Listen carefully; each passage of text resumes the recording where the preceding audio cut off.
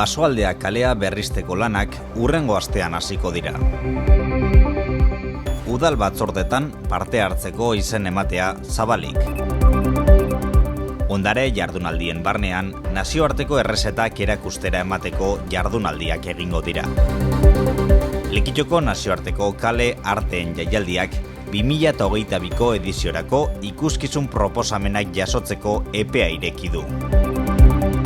Giro hotzarekin hasiko dugu asteburua. Igandean eguraldiak epeltzera egingo du giro argitsuarekin.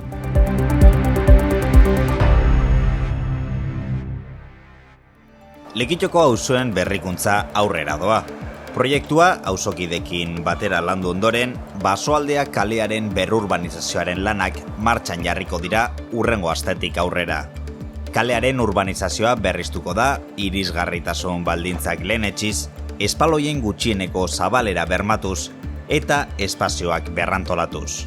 Aldi berean, saneamendua eta euri-uren zein ur hornidurako sareak ordezkatuko dira eta baita argiteria publikoa ere. Basoaldearen berrikuntzak 481.000 euro inguruko kostua izango du.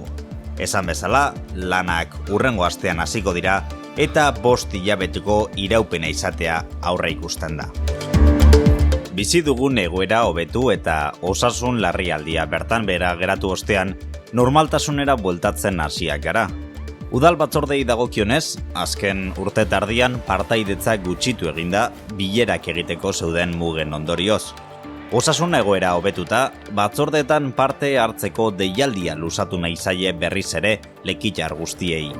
Izen ematen dutenekin, datu basea osatuko da, eta batzarretan parte hartzeko deialdiak jaso ahalko dituzte.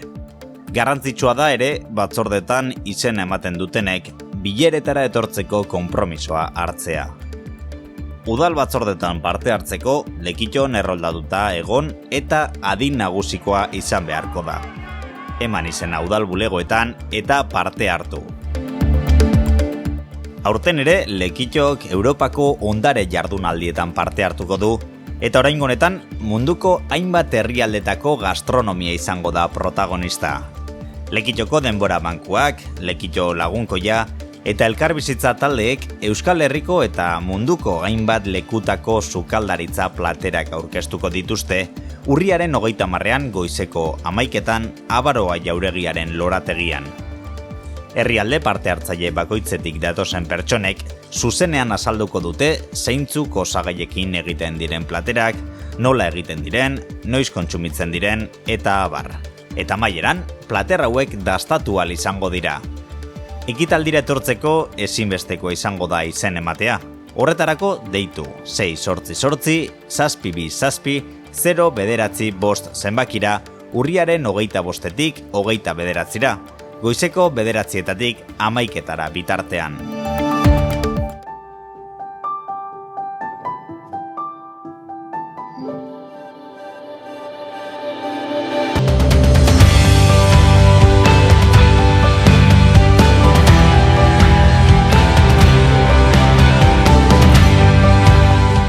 Eta 2022an Lekitxoko kaleak kaleka jaialdiaren ikuskizunekin beteko dira berriz ere. Nazioarteko kale arteen jaialdiak bere 32. edizio ospatuko du eta bertan egongo diren ikuskizunak aukeratzeko deialdia zabaldu da. Gogoratu beharra dago, azken urteetan parte hartzea gero eta handiagoa izan dela urtero 500 proposamenetik gora jaso direlarik. Edizio berri honetan parte hartu nahi duten konpainia eta kolektibo guztiek aukera izango dute beraien proposamenak aurkezteko 2021ko abenduaren 6 arte, horretarako kaleka.eus orrialdeko izen emate orria betez. Lekitxoko nazioarteko kale arteen jaialdiak mundu osoko ikuskizunak eskainiko ditu uztailean.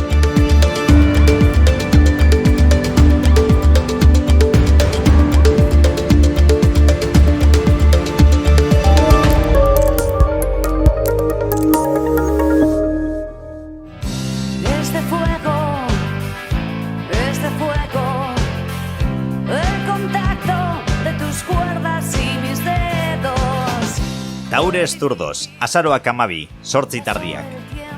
Aurora Beltran eta Manuel, bere anaiak sortutako Taures Zurdos bueltan da. 17 urteko ibilbide musikala eta 9 estudio lan argitaratu ostean, 2004an taldeak agur esan zien eszenatokiei. 15 urte igaro dira garai horretatik, eta talde nafarrak berriz kontzertuei ekin die. Taures Zurdos, azaroaren 12an, arratsaldeko 8:00 izango dugu ikusgarri zinearetoan. Sarrerak salgai aurretiaz zinemasaleak.eus atarian eta zerbait informatika dendan. Lortu zure sarrera.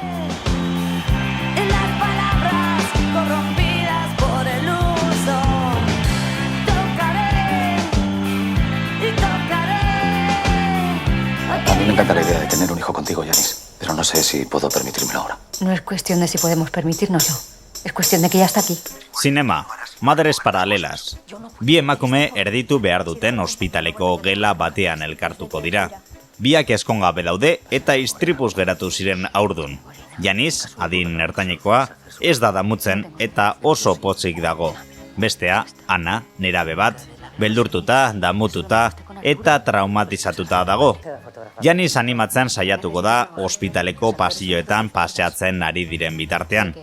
Ordu horietan trukatzen dituzten hitzapurrek oso lotura estua sortuko dute bien artean, euren bizitzak modu erabakigarrian aldatzeko modukoa.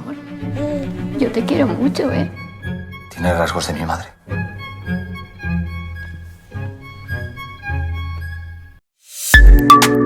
Eguraldia Kito elkarteak babestuta.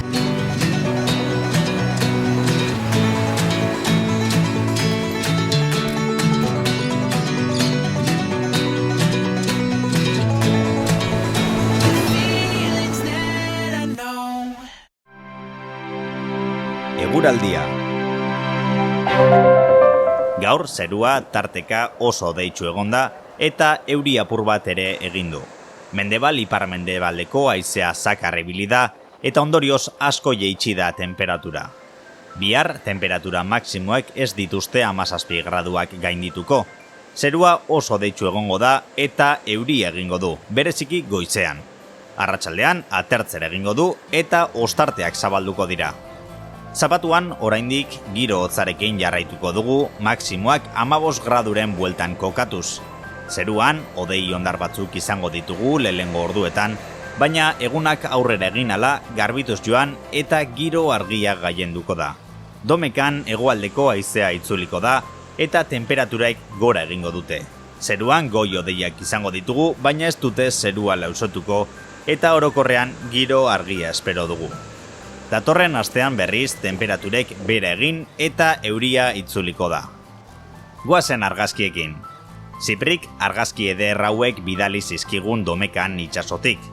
Hegoaldeko haizearen eraginez, ilunabar eta egun senti ederrez gozatu ahal izan dugu, eta horren adibide Ziprik bidalitako argazki hauek. Jon Kareagak eta Flor Andoinek bidali dizkiguten egun sentiko beste argazki eder hauekin bagoaz. Gogoratu Domekan giro epelagoa datorrela, beraz gozatu ahal izango dugu.